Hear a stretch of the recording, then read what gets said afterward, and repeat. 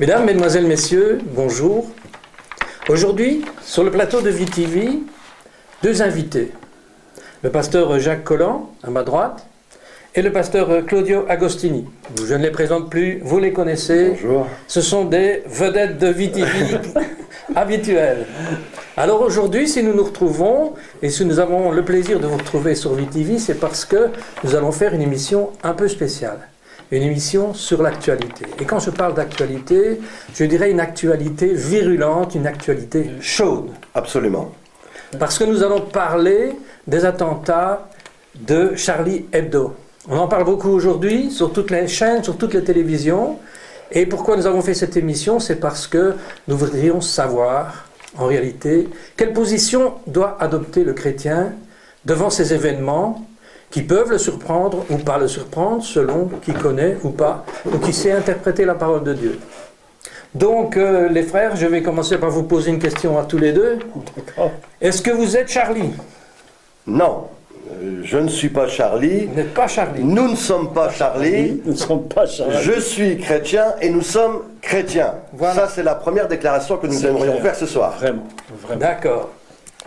Alors, voilà, ben, je vous écoute. Qu'est-ce que vous avez à dire sur le sujet? Absolument, nous ne sommes pas Charlie, même si en effet ces événements sont dramatiques. On ne va pas les rappeler. 3 jours de catastrophe, de cauchemar, le 7, le 8, le 9 janvier.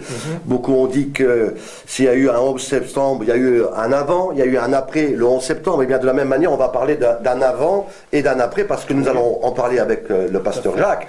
Cet événement est un événement très important qui va bouleverser beaucoup de choses et de manière considérable. Mais avant qu'on aille plus loin dans le débat, quand même, il serait quand même intéressant eh bien, de voir un peu qui est Charlie Hebdo. J'aimerais juste rappeler quand même ceci, que ce journal a remplacé le journal Harakiri, qui avait été lancé en 1960. Puis en 1969, Charlie est né en remplaçant Harakiri suite aussi à la mort donc, du président Charles de Gaulle. Donc c'est pour ça l'hebdo Charlie, lancé par Cavana, Charon et Delfiel. On a connu tous ces articles qu'ils ont fait, aussi avec les caricatures de Mahomet, commencé en 2002-2006. Mais il faut savoir que ce journal est quand même un journal de personnes de l'extrême gauche, anarchistes, d'une pensée complètement libérale, qui va dans tous les sens, qui tape dans tout. Il ne faut quand même pas oublier que Bernard Maris, est franc-maçon de 68 ans, qui a été assassiné, était membre depuis 2008 de la loge de Roger Leray, avec Jean-Luc Mélenchon et Bernard Pignerol, Jean-Paul Escadon. D'ailleurs, ils ont déclaré, il y a eu quelque chose qui a été déclaré par les loges maçonniques, par Jean-François Doriac et aussi par le grand maître Daniel Keller, une déclaration qu'ils ont fait le lendemain. Donc il faut savoir que c'est un journal anarchiste, complètement, qui tapait dans tous les sens, qui frappait d'ailleurs aussi bien par leur caricature les musulmans comme les chrétiens. On se souvient du dîner des cons avec Jésus-Christ, qui tapait au niveau politique et tout. Et c'est pour cela que nous, ici en tant que pasteurs, on doit déclarer à tous ceux qui vont regarder cette émission dans le monde entier, on ne peut pas dire « je suis Charlie ». Non. Nous ne sommes pas Charlie. En fait, la question qui se pose est de savoir si nous avons le droit, et c'est la question que tout le monde se pose aujourd'hui, au nom de la liberté d'expression, est-ce qu'on a le droit de dire n'importe quoi? Justement, c'est ça le problème. C'est ça le problème. C'est qu'au nom de la liberté d'expression, les gens se permettent tout en disant on est libre. Ah oui. Ce qu'ils ont oublié, c'est qu'il n'y a aucune liberté possible sans limite. Et même, j'expliquais dernièrement que même lorsque Dieu va mettre l'homme dans le jardin, il va lui mettre des limites. Et d'ailleurs, lorsque Dieu crée le monde, il a dit Dieu sait ça. C'est-à-dire que lui-même va mettre une limite. Le moment où on dépasse la limite, les gens n'ont même pas compris que derrière la barrière, puisque la limite est une barrière, on saute la barrière, on passe la limite. De l'autre côté, c'est un précipice. Alors Pierre, c'est quand même intéressant de noter que ce journal qui a pris un peu le nom par rapport au président Charles de Gaulle avait déclaré, pour aller dans votre sens, pasteur Pierre, Jacques, si une communauté n'est pas acceptée, Charles de Gaulle, c'est parce qu'elle ne donne pas de bons fruits. Sinon, elle est admise sans problème. Si elle se plaint de racisme à son égard, c'est parce qu'elle est porteuse de désordre. Quand elle ne fournit que du bien, tout le monde lui ouvre les bras. Mais il ne faut pas qu'elle vienne chez nous pour imposer ses mœurs. Et il disait ça par rapport à Charlie Hebdo ou bien Non, c'est c'est une déclaration de Charles de Gaulle qui va dans votre sens. Oui, parce que les gens n'ont pas compris que sans limite, le monde ne peut pas fonctionner. Ben oui. D'ailleurs, c'est tellement facile à comprendre que les gens disent, si je suis au feu rouge, c'est une limite. Absolument. Si je passe le feu rouge, je risque l'accident, non seulement pour moi, mais pour les autres. Et je pense que un journal comme Charlie Hebdo et ses concepteurs, ce sont des gens qui n'ont pas compris qu'il y a un feu rouge. Et la question n'est pas de mettre uniquement une limite à l'islam, mais une limite à tout. Absolument. Parce qu'on peut avoir ses opinions, on n'est pas obligé de salir, d'insulter.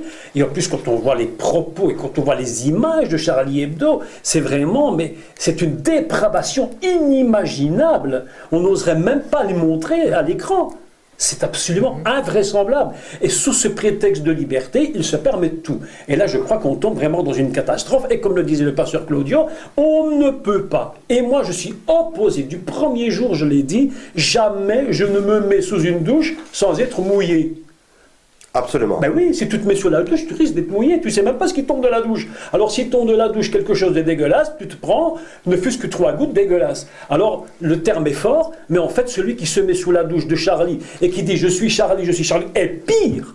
Je vois des pasteurs qui défilent et des pasteurs qui déclarent ouvertement qu'ils sont Charlie, mais ils se mettent sous une douche absolument ignoble. C'était une erreur fondamentale. C'est pour ça qu'on fait aussi cette émission, pour que les chrétiens, non seulement en France, mais dans le monde entier, comprennent bien qu'on ne peut pas. La Bible est très claire. C'est vrai que Dieu nous donne, il va nous rendre libres, mais pas libres de faire n'importe quoi. Bien sûr. On est libre d'obéir à Dieu, libre de vivre dans la vérité, dans la justice. Mais là, cette ouverture d'esprit va dans tous les sens et c'est pour cela qu'il y a une telle confusion. Non seulement en France, mais dans les églises, parmi le peuple de Dieu. Et pour cela, il est temps que des pasteurs se lèvent, parlent de la vérité, remettent les choses à leur place. Dieu nous appelle à être la lumière du monde. Dieu nous appelle à donner des vérités. D'ailleurs, on va y venir.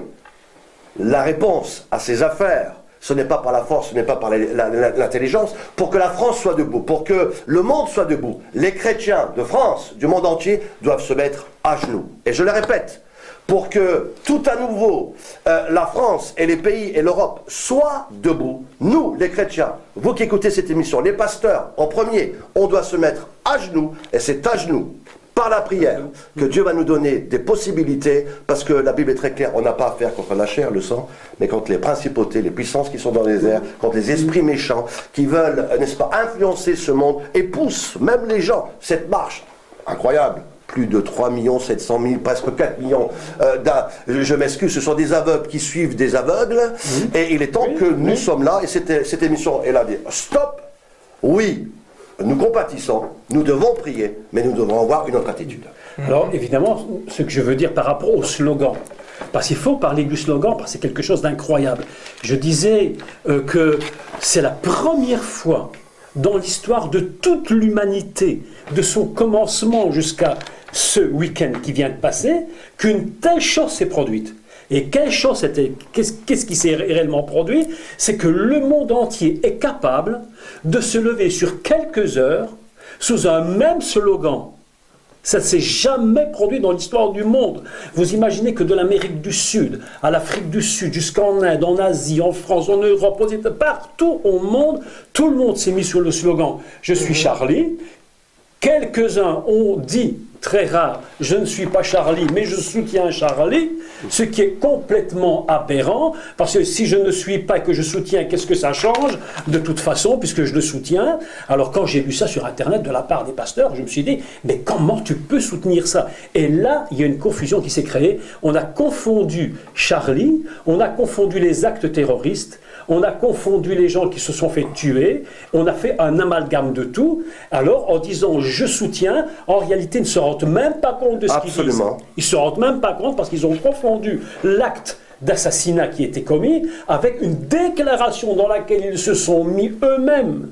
Mais c'est la première fois dans l'histoire de l'humanité entière que le monde est capable de se lever en quelques heures sous un même slogan. Et je dis ceci, je dis que ceci et c'est ma responsabilité, j'en engage que moi, c'est une répétition générale, bien organisée, bien orchestrée, avant la représentation finale.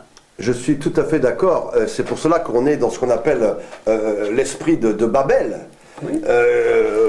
Qu'ils arrivent tous ensemble pour avoir un même langage, oui. Construisons ensemble une tour, oui. Parlons la même langue, parlons Charlie, je suis Charlie. Mais avant d'aller plus loin et d'entamer ce sujet-là, moi je voudrais quand même dire que ce qui m'a choqué, oui. C'est que 8 personnes sont mortes, c'est affreux, c'est horrible, on est tous d'accord là-dessus. 17. Ouais. 17, ouais. 17 personnes sont mortes, ça c'est la totalité.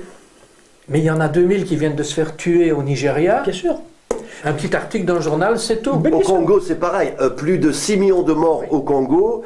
Et justement, il y avait cette affiche qui disait si on a fait une minute de silence pour Charlie, le restant de notre vie ne serait pas suffisante pour célébrer, prier, réfléchir pour les 6 millions de morts au Congo. Ce qui est bien la preuve que derrière cette histoire de Charlie, il y a quelque chose qui est très différent des millions de morts qu'il peut y avoir dans le monde, des terroristes qui tuent tout le monde, qui décapitent. Il y a un autre esprit qui gère ça.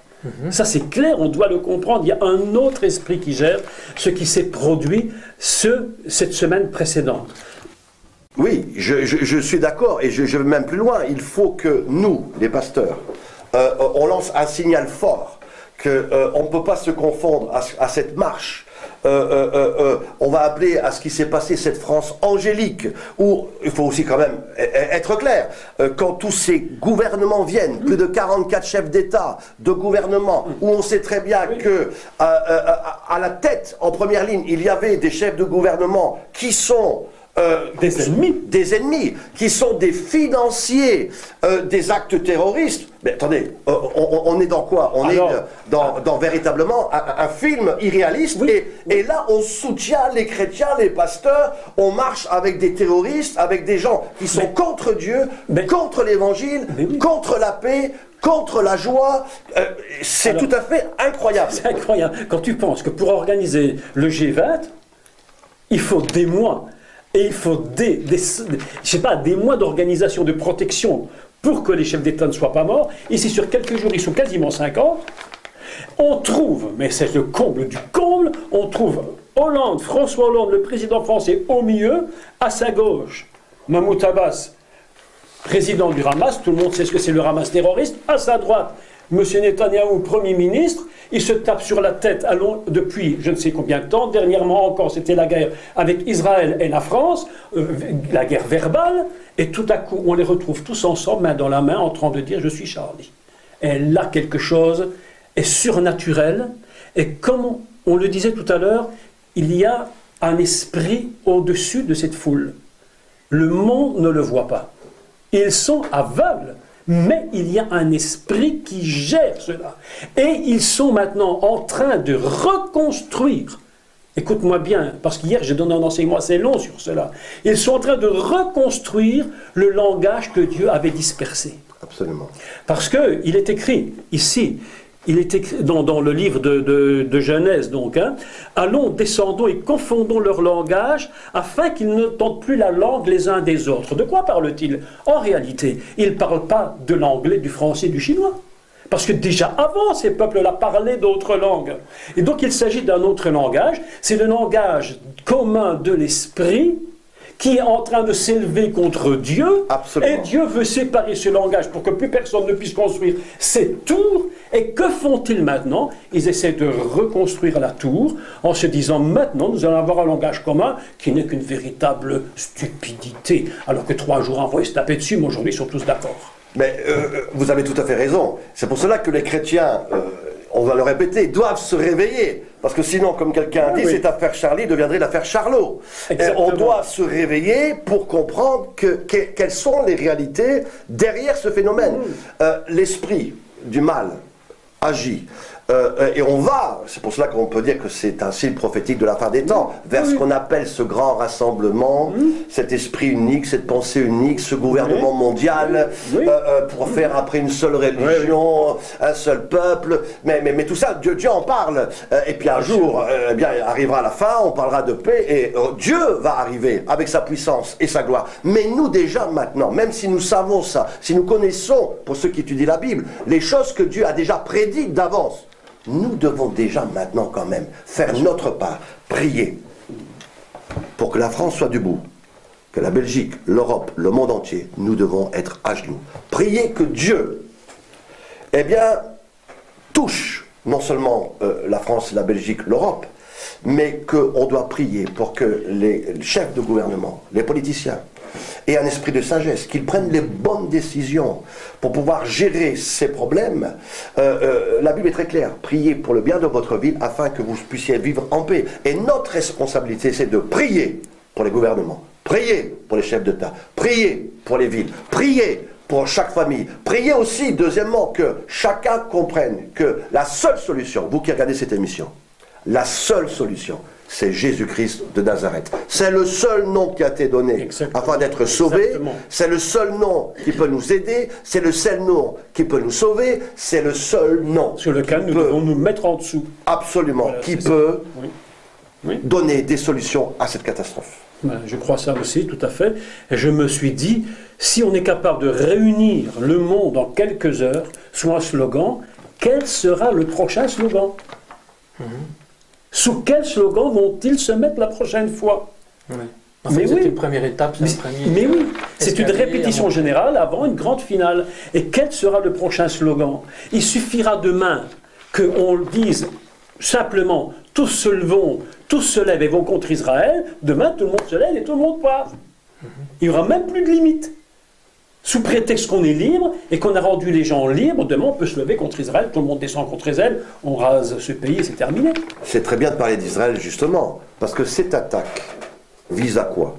À détruire Israël, à détruire les Juifs et les chrétiens. Et donc on doit comprendre qu'il y a un vrai combat. Et ce que tu dis 100% vrai, parce que comme par hasard, entre guillemets par hasard, avec 1000 guillemets, qu'est-ce qu'on a fait 2 jours plus tard? C'est un magasin juif qu'on a attaqué. Voilà. Qu'est-ce qu'il avait à voir avec Charlie? Voilà. Si c'était que Charlie tout seul, ce ne serait rien. Non, bien sûr. Donc, bien évidemment. Mais pourquoi ont-ils été attaquer un magasin et tuer des juifs qui étaient là? D'autre part, je vais prendre un risque. On m'a reproché ça sur Internet quand j'ai fait mon petit chat là. On m'a dit, il ne faut pas aller trop loin, il ne faut pas exagérer. Mais néanmoins, j'ai revérifié encore, et en regardant la télévision, je vois le reportage en Israël, et qu'est-ce que je vois en Israël? Des Juifs qui crient « Annie Charlie ». Mais ce qui est très surprenant, bien qu'on me contredise, je l'affirme, le mot « Charlie » en hébreu, si je refais l'anagramme, c'est Israël. Oui. Ah bon? Mais oui, c'est exactement les mêmes lettres. Absolument. Tu as Yod, le Shin, le Resh, la Med et le Yud à la fin. Charlie, donc Israël avec la Lamed à la fin. Si je renverse les lettres, je trouve Charlie, exactement le même mot. C'est absolument incroyable. Et plus incroyable encore, chacun pense ce qu'il veut. Mais que lorsque vous voyez la manifestation et la forme de la manifestation, comment elle a été construite, c'est exactement la forme d'Israël géographique aujourd'hui. Et là, je me dis, est-ce que Dieu n'a pas quelque chose qu'il veut nous dire? Absolument. Et que les gens ne comprennent pas. Oui, Dieu parle d'une façon tantôt et tantôt d'une autre. Et l'homme n'y voit rien du tout. On est en plein contexte eschatologique. En plein. C'est pour cela qu'on est vraiment, je disais, c'est un signe prophétique de la fin des temps, parce que tout le monde sait que Israël est l'horloge du monde. Bien sûr. Israël, qu'on le veuille ou pas, c'est le cœur de la pensée de Dieu. Et on doit soutenir Israël, on doit prier pour Israël. Et on sait que dans les derniers temps aussi, Dieu va rassembler son peuple, le peuple chrétien, avec Israël. Et on rentre dans ces derniers temps aussi où Dieu est en train de lever une armée dans le monde entier, qui, et spécialement maintenant pour le peuple chrétien, qui va redécouvrir eh bien, son origine judéo-chrétienne. Et c'est très très important, d'ailleurs j'encourage les téléspectateurs à suivre les cours de notre frère pasteur qui donne des cours sur l'hébreu. Nous devons, nous chrétiens, revenir aux racines, aux fondements judéo-chrétiens. Et là, cette attaque justement les juifs, les chrétiens. Et c'est pour cela que c'est prophétique, on doit nous lever. Nous avons la solution, nous sommes la réponse. L'Église est la réponse. Les pasteurs, les apôtres, les enseignants, chaque chrétien a la réponse. Et au lieu de dire « je suis Charlie », mais s'il vous plaît, alors sois Charlot, mais non, on doit être un chrétien. On doit dire « je suis chrétien, oui. Je suis fier de l'être, et je vais parler dans la sagesse, dans l'amour, parce que nous n'aimons pas à agir de manière inconsidérée, mais avec fermeté, avec sagesse, avec discernement, de comprendre dans quel temps nous sommes et comment on doit agir par Dieu, avec sa parole, dans ces temps-ci. Oui, parce que Jésus lui-même disait, vous discernez le temps qu'il va faire, parce que le ciel est rouge, et vous voyez les nuages, vous savez qu'il va pleuvoir, mais ici, il se passe des choses absolument incroyables, et je demande à l'Église, ouvrez vos yeux, comprenez ce qui se passe. Mais justement, dans ce cadre-là, j'aimerais que vous précisiez l'un ou l'autre, parce que vous avez effleuré un petit peu l'histoire de Babylone, l'Apocalypse, le rapport qu'il y a par rapport... Eh bien, d'abord, pour commencer, c'est très simple. Babylone, c'est une confusion du langage. C'est un langage qui était unique dans sa pensée, dans sa structure, que Dieu a divisé. Et et ce monde essaie de reconstruire ce langage, qui soit unique. Ça, c'est la première chose. Babel, c'est Babylone. Et il faut comprendre qu'il y a la vision... Et l'origine de l'islam aussi. Ça, c'est encore autre chose, mais évidemment. Enfin, c'est encore toute une histoire très compliquée, ça. Hein. Ouais. Mais bon, pour revenir simplement à la vision du prophète Daniel. Quelle est la tête de cette statue? Babylone. Même la Grèce, la Perse, les Mèdes et les Perses, les Grecs, l'Empire romain, tout ça est géré par une tête, la même, qui est Babylone. Et c'est pourquoi dans l'Apocalypse au chapitre 18... Oui, Babylone la Grande. Babylone la Grande par 3 fois, il le cite. La prostituée. Et cet esprit démoniaque, qui est un esprit de religion mondiale, de commerce, et tout ce que ça représente. D'ailleurs, le texte 18, il faut que les gens relivent Apocalypse 18, je ne peux pas tout les lire maintenant, c'est trop long. Mais c'est en soi une lecture extraordinaire qui nous montre exactement qui est Babylone. Et en fait, nous sommes en plein dedans. Nous sommes en plein dedans. Et la Bible nous dit que Babylone, en 1 heure, sera détruite. Absolument. Mais j'aimerais rajouter ceci, c'est que comme disait le pasteur, c'est que cet esprit babylonien, cet esprit unique, cette pensée, je dirais, du diable, avec cette pensée du chiffre 666, une seule pensée et tout, comment la combattre? Comment combattre cet esprit de Babylone qui s'est levé par cette marche de Charlie Hebdo? Eh bien, par ce que Dieu a fait le contraire. C'est-à-dire où? À la Pentecôte. Au lieu de diviser le langage, et après de le ramener de manière humaine, comme il a été fait à Babylone, Dieu a envoyé son esprit, et ils ont commencé à parler un autre langage. Mais ce langage venait de Dieu. Et je dirais que c'est par l'esprit de Dieu, par le langage de Dieu, par la prière, qu'on peut contrer, prier, analyser, et mettre à terre cet esprit de Babylone. Donc c'est par cette Pentecôte où là Dieu a rassemblé différentes nationalités. Il y a beaucoup à dire par rapport à un chiffre précis, mais je n'ai pas le temps dans cette émission, le nombre de peuples pour en faire un peuple qui parlait par une langue étrangère, mais on sait très bien que c'est la langue du Saint-Esprit, pour parler de la part de Dieu. Et c'est par cet esprit-là, c'est par l'Esprit de Dieu. Ce n'est ni par la puissance, ni par la force, c'est par mon esprit, dit l'Éternel.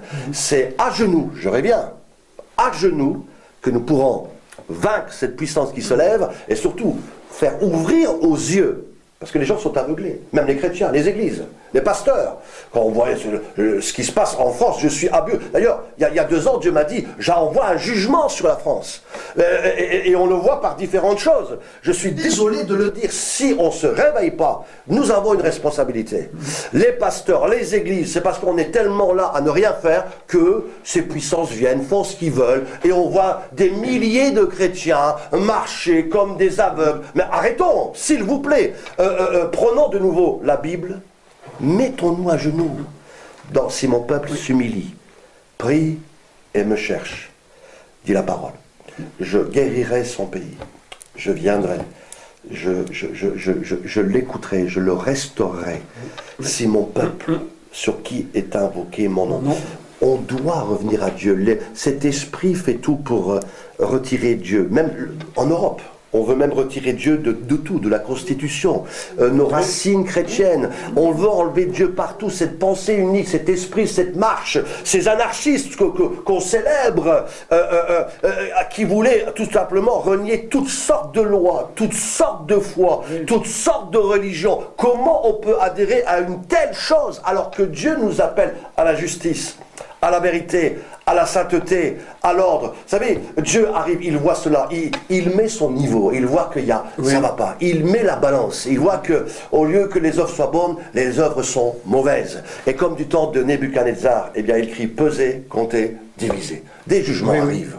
Des jugements arrivent sur la France, des jugements arrivent sur l'Europe à cause de l'inefficacité des chrétiens qui sont aveuglés. Et il est temps que des hommes, des femmes se lèvent pour prier.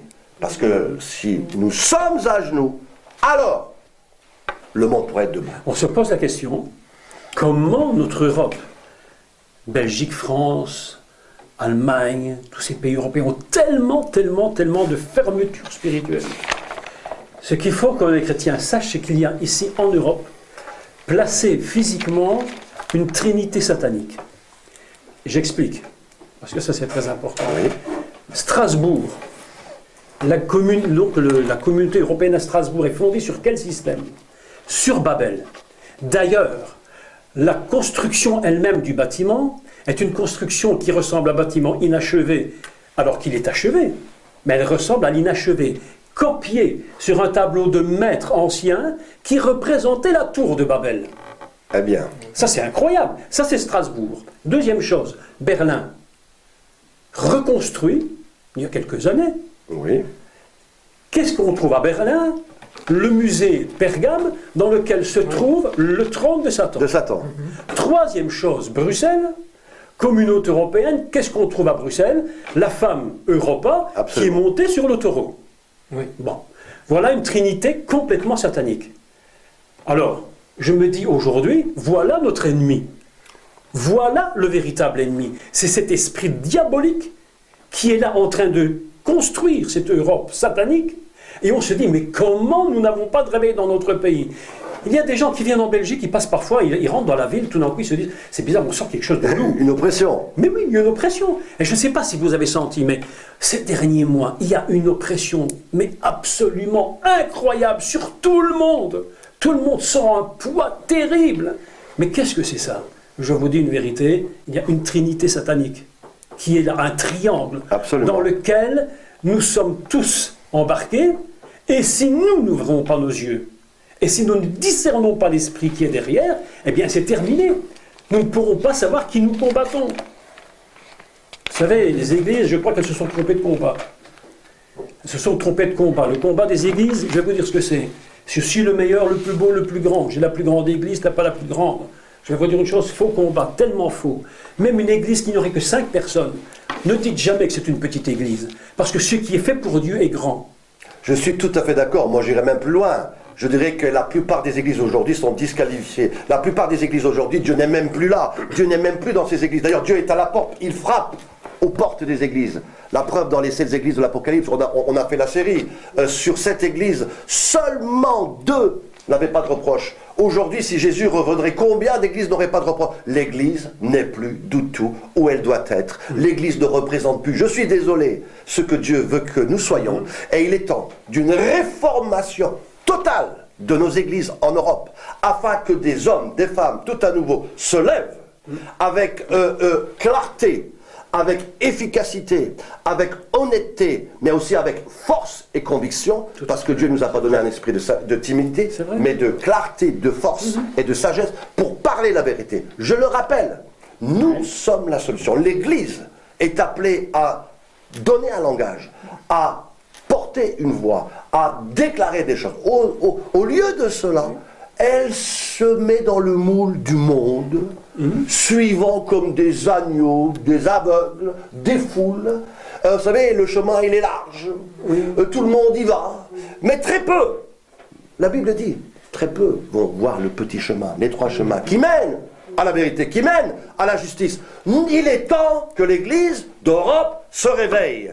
Il est temps, Jésus est en train de frapper à la porte de l'Europe. Le son du chauffard sonne. Réveille-toi, peuple de Dieu en Europe. Il est temps que les hommes et les femmes de Dieu se lèvent. Il est temps qu'on reconnaisse nos erreurs, qu'on s'humilie devant Dieu, qu'on dise on a fait des erreurs. On doit se relever, se repentir et se lever comme des lions et des aigles, parce que nous sommes la solution. Il n'y a que Dieu, Jésus, non pas Mahomet, non pas Bouddha, non pas Krishna. Jésus seul est mort et ressuscité. Jésus seul est la solution pour le monde. Jésus seul est celui qui est le commencement, l'alpha et l'oméga, le commencement et la fin. Il est celui qui est venu, il est celui qui va revenir. Et nous sommes, nous, les pasteurs, spécialement les leaders, les plus grands responsables. Arrêtons de trouver des problèmes là, le diable, ceci. Les premiers problèmes, c'est nous les responsables. Et il est temps qu'on se réveille. C'est vrai. Et en plus, il faut quand même savoir que les leaders seront jugés plus sévèrement que le peuple. Absolument. Parce que même Moïse, qui était le leader des leaders, n'est même pas rentré dans la terre promise à cause du peuple. Il le dit lui-même, c'est à cause de vous. Parce que, vous savez, je crois que les leaders n'ont pas compris que ce qu'ils font a un poids absolument inimaginable. Non seulement ici, mais ce qu'on n'a pas compris, c'est qu'avant de toucher la terre, nos comportements touchent le ciel. Bien plus que ça. Dites-moi comment se comportent les pasteurs dans une ville ou dans un pays. Eh bien, je vais vous dire comment sera le gouvernement et le pays. Donc, nous sommes, souvent, l'image de ce qui se passe. Mais j'aimerais, si vous permettez, et je crois que c'est le bon moment, de revenir à une notion de base. Et là, je renvoie nos téléspectateurs à l'émission qui se trouve sur VTV, qui a été faite par notre pasteur Jacques Collant, lorsque les églises cachent la face de Dieu. Absolument. Parce qu'aujourd'hui, dans ce conflit-là, on parle beaucoup de religion, et on ne se rend pas compte qu'en fait le conflit n'est pas un conflit de religion. Nous devons revenir à l'évangile. Il n'est pas question de faire un combat entre l'église catholique, entre l'église protestante, entre l'église... Tout ça, c'est un combat dépassé. Et j'aime beaucoup cette conférence que tu as donnée, parce qu'elle explique, et là, quand je parle à quelqu'un de Jésus-Christ, je l'envoie toujours à cette émission, parce que c'est la base. Amen. Si on n'a pas compris... Si on n'a pas vraiment compris que ce n'est pas un combat de religion, qu'il ne s'agit pas de faire sortir les gens d'une religion pour les rentrer dans une autre, mais qu'il faut les amener à l'évangile, et que l'évangile n'est pas une religion, parce que Dieu est contre toute forme de religion, je crois que ça c'est la base. Mais ce n'est pas une religion, c'est une relation que nous proposons. Voilà. Une relation avec notre Père Céleste qui a envoyé son Fils Jésus-Christ, et par le Saint-Esprit, on est des témoins, on a une relation. Donc on invite les gens, non pas à adopter une religion, mais à avoir une relation personnelle avec Jésus-Christ, le seul Sauveur, le seul Dieu. Et au travers de cette relation, alors on peut produire des fruits, ce que Jean-Baptiste va dire, dignes de la repentance, et avoir un comportement efficace dans cette terre, avec sagesse, discernement, et se comporter de manière digne. Donc c'est à ça qu'on doit inviter, et c'est pour cela que Dieu, voyant la confusion, veut réveiller son Église. Et il est temps que des hommes se lèvent, des femmes se lèvent, sinon, je m'excuse, et j'ai pas peur de le dire, sinon même des jugements, vous avez parlé des pasteurs, des jugements vont tomber sur des pasteurs, sur des responsables, parce que Dieu en a assez. Il ne veut plus que son Église soit endormie, et si des pasteurs ne comprennent pas, certains vont être jugés sévèrement, et même mis de côté, littéralement, parce que Dieu va susciter une armée d'hommes, de femmes, qui comprennent qu'on est dans un temps terrible, qui comprennent qu'on est dans les derniers temps. Et dans les derniers temps, Dieu est en train de préparer une armée, je n'arrête pas de le dire, composée d'hommes et de femmes de toutes nations qui vont se rassembler avec une même pensée, celle de Dieu, pour qu'on puisse prier et faire comprendre que Jésus est mort, qu'il revient bientôt, qu'on doit se donner à lui de manière radicale. Est-ce que vous avez encore, dans le cas de cette émission, d'autres points qui peuvent nous rapprocher entre cet attentat et l'eschatologie? Tu sais, il faut comprendre que tout ce qui se passe actuellement au niveau international, tout ce qui se passe actuellement, pas seulement Charlie, ça c'était la chose qui était un déclic extraordinaire, un peu comme le 11 septembre, il y a un avant et un après. Oui. Mais en réalité, tout ce qui se passe actuellement sur la Terre est un signe absolument extraordinaire que le Seigneur est à la porte. J'entendais hier, quelqu'un me dit qu'il y a un groupe de chrétiens qui ne croient même pas que le Seigneur va venir rechercher son Église.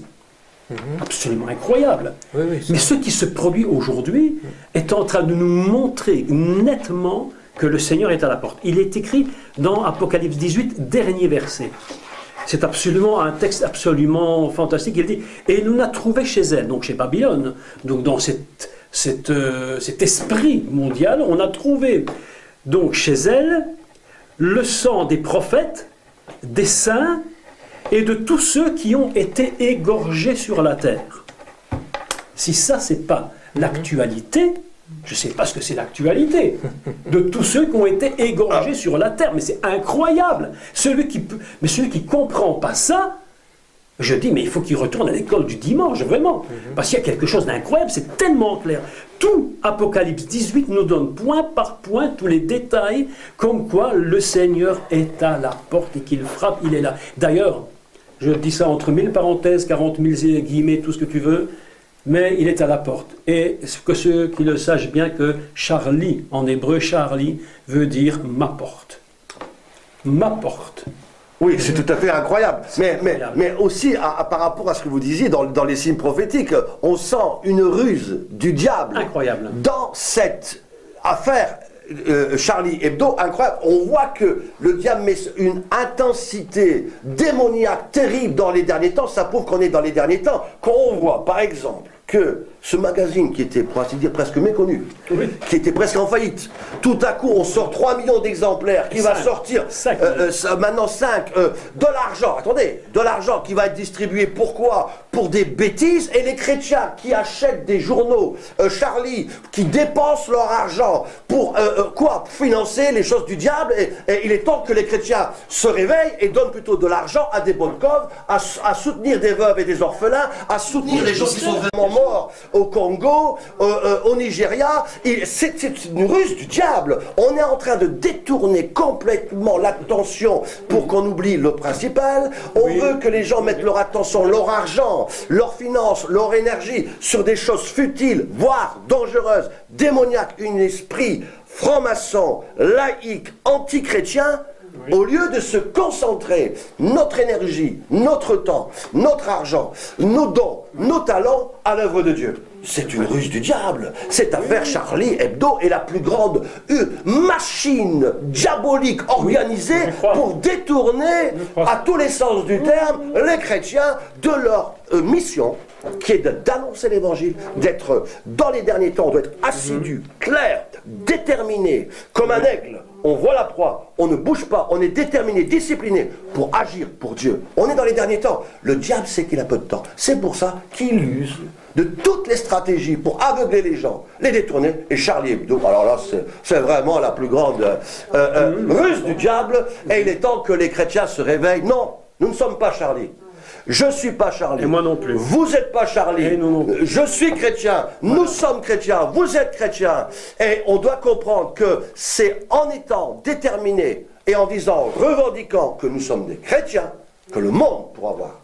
Qu'on le fasse ensemble aussi, dans l'unité, dans un même élan, que, alors, cet esprit franc-maçon, antichrist, déloyal, libéral dans tous les sens du terme, sans aucune éthique, aucune unité, eh bien, doit disparaître. C'est seulement par le nom de Jésus. D'ailleurs, l'apôtre Paul a dit, cette phrase, il a dit « Nous portons le bon nom de Jésus ». Voilà. Il n'a pas dit « Nous portons le bon nom de qui que ce soit ». Mais notre nom, et c'est ça qui est absolument extraordinaire, c'est que quand Dieu regarde l'Église, quand Dieu regarde son enfant, qu'est-ce qu'il regarde? Il regarde le nom de Jésus. Il pourrait très bien regarder le nom de Jacques, mais il dit si je regarde Jacques, je risque pas d'aller très loin. Donc qu'est-ce qu'il regarde? Il dit regarde en moi le nom de Jésus. Quand il me voit, il voit son fils. Alors ça paraît très prétentieux, mais en réalité, lorsqu'il regarde Claudio, il ne regarde pas Claudio, il regarde son fils. Claudio n'est caché qu'en lui, même pas apparent, caché en lui. C'est parce qu'on sait qu'il est en lui, mais son nom n'a plus d'intérêt. Le nom pour Dieu, c'est Jésus, le Messie, Yeshua, le Sauveur. C'est ça que Dieu regarde. C'est ça, le Sauveur de l'humanité. Et le monde doit marcher sous une bannière, c'est le nom de Jésus. Oui, mais c'est justement pour cela, comme vous l'avez rappelé, que dans Acte 3 et au verset 4, Pierre et Jean, vous en avez parlé, ont bien dit, regardez-nous. D'abord, ils n'ont pas dit, regarde-moi. Jean n'a pas dit, regarde-moi. Oui. Pierre n'a pas dit, regarde-moi. Oui. Il a dit à ce boiteux qui représente l'Europe, qui est aveuglé. Ce boiteux représente cette marche de Charlie. On déclare à cette marche de Charlie, regardez-nous. Regardez-nous. C'est vrai. Le pasteur ici, moi-même, et avec notre pasteur aussi, regardez-nous. Vous n'allez pas nous voir. Au travers de nous, vous allez voir Jésus-Christ, qui est la réponse, la seule réponse. C'est pour cela que Pierre et Jean disent, regardez-nous. Ce boiteux, en voyant Pierre et Jean, n'ont pas vu ni Pierre ni Jean. Ils ont vu la gloire de Dieu. Et c'est pour cela que Pierre et Jean, dans Acte 3, verset 4, ont dit, nous n'avons ni or, ni argent, mais ce que nous avons, nous le disons, ce que nous avons, la parole de Dieu, nous vous le donnons. À vous qui avez fait ces marches, à tous ceux de la France, du monde entier, de l'Europe qui regardaient cette télévision, nous vous déclarons ce que nous vous la donnons, c'est la vérité, c'est la parole de Dieu. Et comme vous avez dit, cette marche est prophétique. Charlie, on va encore découvrir des choses. En hébreu, il est la porte, il est la seule porte. La seule porte, c'est Jésus-Christ. Et c'est par ceux qui vont rentrer par cette porte pour être sauvés. C'est une porte étroite, il est vrai, à ceux qui vont comprendre ce message. On va découvrir, je suis convaincu dans les jours encore qui viennent, des énigmes, des vérités, des pépites d'or qui vont sortir de ces Charlie, parce que Dieu souvent se révèle de manière extraordinaire. Il emploie toutes sortes de choses pour montrer qu'il est la seule solution. Et tout genou, je le prophétise, je le déclare, tout genou fléchira, tout genou sera soumis devant Dieu, tout genou va reconnaître, même sans le savoir. Il déclare, Charlie, ne savent même pas de quoi il parle. C'est Dieu au-delà de toute chose qui veut montrer qu'il est la seule solution, qu'il est le chemin, la vérité, la vie. Et comme vous avez si bien dit, la porte. Il est la porte. Il a dit, je suis la porte. La porte qui mène à cette gloire. Parce que nous nous sommes pas. On doit mourir une seule fois. Après vient le jugement. Et c'est pour cela, tant qu'on est sur cette terre, réveillons-nous. On doit se donner à Dieu avant qu'il soit trop tard. Quand on voit des gens qui sont prêts à mourir pour soi-disant aller dans le royaume un royaume éternel avec des soi-disant vierges, vous ne vous rendez pas compte l'erreur. Les gens sont aveuglés dans tous les sens du terme. Des gens qui sont prêts à exploser, se faire exploser à Paris, à Jérusalem, à Tel Aviv. C'est une anarchie, c'est un aveuglement total. Il est temps. Nous prions aussi pour chaque musulman. Exactement vrai. Qu'ils comprennent que le seul sauveur chez Jésus-Christ. Je crois aussi que dans les derniers temps, Dieu va toucher beaucoup de musulmans. Et nous vous aimons, vous qui regardez cette émission. Nous prions pour vous parce que nous voulons votre bien. Notre désir, c'est votre bien. Notre désir, c'est votre salut éternel. Et nous prions que vos écailles tombent et que, effectivement, eh bien, il y ait la lumière de Dieu. Vous étiez en train de me dire quelque chose, je ne sais pas pourquoi je vais en parler, mais je vais quand même en parler. Quand on voit cette chose incroyable, des musulmans qui tournent autour de cette pierre noire, et on se rend compte des morts qu'il y a chaque année, et que vous m'avez dit qu'il y a un serpent dans la pierre noire qui mange des gens. On voit des gens dans le bouddhisme qui sont aveuglés pensant honorer Dieu. Nous prions pour vous. Qu'ils êtes encore dans l'ignorance. Dieu vous aime. Dieu vous aime. Et nous vous aimons. Nous prions que Dieu vous ouvre les yeux parce qu'il cherche. Il frappe à la porte. Il dit si quelqu'un entend ma voix, oui, c'est vrai. eh bien je rentrerai chez lui. Nous vous aimons. vous qui regardez cette émission dans le monde entier, Dieu veut qu'aucun périsse, mais qu'il reçoive celui qui est la paix, l'amour, la joie. Oui, nous compatissons pour ce qui s'est passé. Nous prions pour les familles. Nous comprenons cela. Mais la chose la plus importante, c'est est-ce qu'on a notre nom inscrit dans le livre de vie? Voilà, c'est ça. Est-ce qu'on va avoir une vie éternelle? Parce qu'il y a une vie éternelle. Et le diable le sait, c'est pour ça qu'il utilise toutes sortes de choses. C'est prophétique, Pierre. On est vraiment dans une chose prophétique. On est dans les derniers temps. Cette marche veut nous faire croire toutes sortes de choses qui sont fausses. On doit revenir aux choses essentielles. C'est vrai. Il y a une vie éternelle, il y a un enfer. C'est sur cette terre qu'on doit décider. C'est vrai. Et on est dans les derniers temps. Tout à fait. On doit marcher pour aller vers Dieu, être sauvé, et nous prions pour vous. Voilà, on doit dire aux musulmans, nous n'avons... J'avais dit dans une conférence que j'avais faite, tu te souviens, que les musulmans ne sont pas nos ennemis. Bien sûr. Yasser Arafat n'était pas nos ennemis. Le Hamas n'est pas mon véritable ennemi. Mon véritable ennemi, c'est le serpent. Voilà. C'est lui qui est notre ennemi, c'est contre lui qu'on combat. C'est lui qui est l'ennemi de tous les hommes. C'est lui qui a demandé à Ève et à Adam de passer la limite. C'est lui qui a demandé ça. Les musulmans ne sont pas nos ennemis, mais nous voulons croire que dans les temps dans les temps qui sont maintenant, que beaucoup d'entre eux reconnaîtront que Yeshua est vraiment le Messie. Alors, si vous permettez, les frères, j'aimerais terminer cette émission en rassurant peut-être certains téléspectateurs qui sont chrétiens, qui connaissent Dieu et qui, malgré tout, quand ils entendent les actualités, eh bien, ils sont un peu terrorisés de mourir, etc. Et je voudrais leur spécifier une chose, ou leur rappeler, s'ils ne connaissent pas la parole de Dieu, que justement, la parole de Dieu nous dit clairement que ce n'est pas ni les djihadistes, ni Satan, ni n'importe quel individu qui peut les faire mourir, que la date de leur mort est fixée, c'est ce que la Bible dit, par Dieu. La Bible dit qu'il n'y a que Dieu qui peut envoyer dans la géhenne. Donc la date est fixée par Dieu. Donc vous n'avez aucune crainte. Hier j'écoutais un prédicateur qui parlait de cela et qui disait « Moi je n'ai pas peur de mourir, parce que ce n'est pas moi qui vais décider la date ». Et il s'est trouvé, d'ailleurs il témoignait qu'il s'est trouvé face à une personne qui voulait le tuer avec un fusil, et il lui a dit ben, « Vas-y, tue-moi ». Et comme le gars ne voulait pas le tuer, il lui a foutu une gifle. Il lui a donné carrément une gifle. Et puis, plus le gars reculait, et puis à un moment donné, il a donné sa vie à Jésus-Christ et le problème était réglé. Mais il n'avait pas peur. Nous ne devons pas avoir peur, frères et sœurs, devant la mort. Parce que si maintenant un djihadiste me tue, mais c'est que Dieu a déterminé que c'était maintenant que je devais mourir. Si vous avez un ministère, si vous avez des choses que vous devez encore faire pour Dieu, croyez-moi, vous les ferez. Ce n'est pas Satan qui va vous en empêcher. Non, on est tout à fait d'accord, mais on doit bien sûr d'avoir la vie éternelle. Et ceux qui regardent cette émission, on doit avoir la vie éternelle. Parce que sinon, alors on est mal barré. On aura dans les problèmes, on ira dans l'éternité, dans l'enfer. Il faut savoir que l'enfer existe.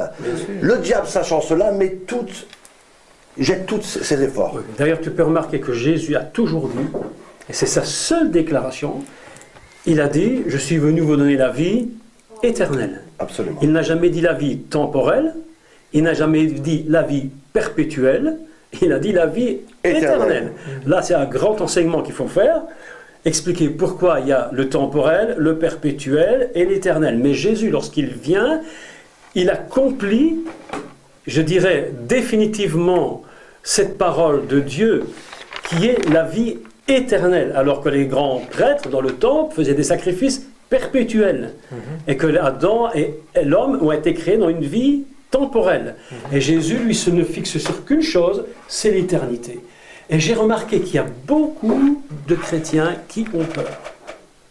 Ils ont peur des événements actuellement, mais oui, c'est ça. Et ils ont peur de tout ce qui se produit, et ils disent, mais je ne crois pas que ce sera maintenant qu'il va revenir, peut-être dans 100 ans, peut-être dans... Non, comme si quelque chose les dérangeait là-dedans. Mais ce qui est quand même incroyable, c'est que les chrétiens qui ne devraient pas avoir peur de mourir, ont peur de mourir, et que les djihadistes, eux, qui devraient avoir peur de mourir, n'ont pas peur de mourir. Je rappelle quand même que non seulement il y a eu ces attentats-là, mais qu'il y a encore sous la condamnation Salman Rushdie, l'affaire du Danemark, on les a condamnés à mort, et on veut les tuer, des djihadistes sont prêts à donner leur vie alors qu'ils sont dans l'erreur.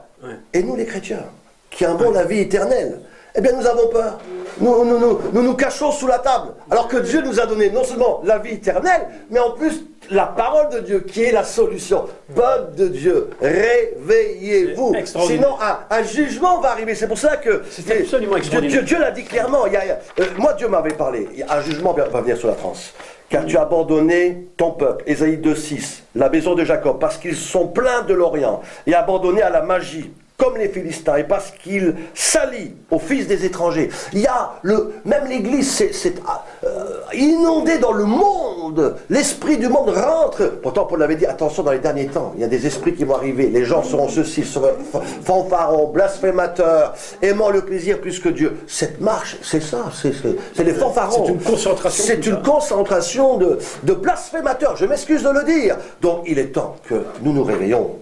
Pierre, Jacques, que nous disons non, que nos yeux s'ouvrent, que nous voyons, que nous entendons, que nous puissions parler de la part de Dieu un même langage. Repentez-vous, oui. Convertissez-vous, revenez à Dieu, pliez les genoux, humiliez-vous. Et alors Dieu pourra avoir et donner la solution à la France, à la Belgique, à l'Europe et au monde entier.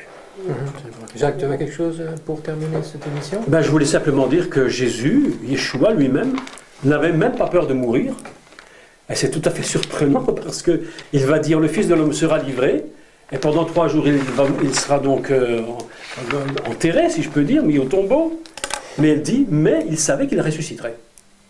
Il y a beaucoup de chrétiens qui ont peur de mourir, ils ne croient même pas à la résurrection. Ah, c'est tout à fait. C'est absolument incroyable. Absolument incroyable. Jésus lui-même savait que même s'il mourait, il y a un texte extraordinaire où il était impossible, écoutez, mais écoute ce texte est fort, il était impossible que la mort le retienne en son pouvoir. Amen. Impossible. Je te dis une chose, je dis à tous ceux qui m'entendent, si vous êtes en Christ, dans le Messie, il est impossible que la mort vous retienne en son pouvoir. Tout à fait. J'aimerais quand même, pour dire ceci encore, on répète, comme d'ailleurs le prince d'Orléans, duc d'Anjou, l'a si bien déclaré, je ne suis pas Charlie. Et on doit le dire, nous ne sommes pas Charlie. Nous ne sommes pas Charlie. Vous n'êtes pas Charlie. Non. Nous sommes chrétiens, fiers de l'être. Sous le nom de Jésus. Au nom de Jésus de Nazareth. Voilà. Nous resterons sur cette conclusion pour terminer l'émission, parce qu'il y aura encore beaucoup de choses à dire. J'aurais voulu vous poser encore énormément de questions. J'espère que nous avons répondu à vos questions, chers téléspectateurs, et que voilà, je vous donne rendez-vous à une prochaine émission, et que Dieu vous bénisse. Merci, pasteur, pour vous être dérangé, pour répondre aux questions, à ces questions très importantes. Voilà, donc que Dieu vous bénisse, et à bientôt.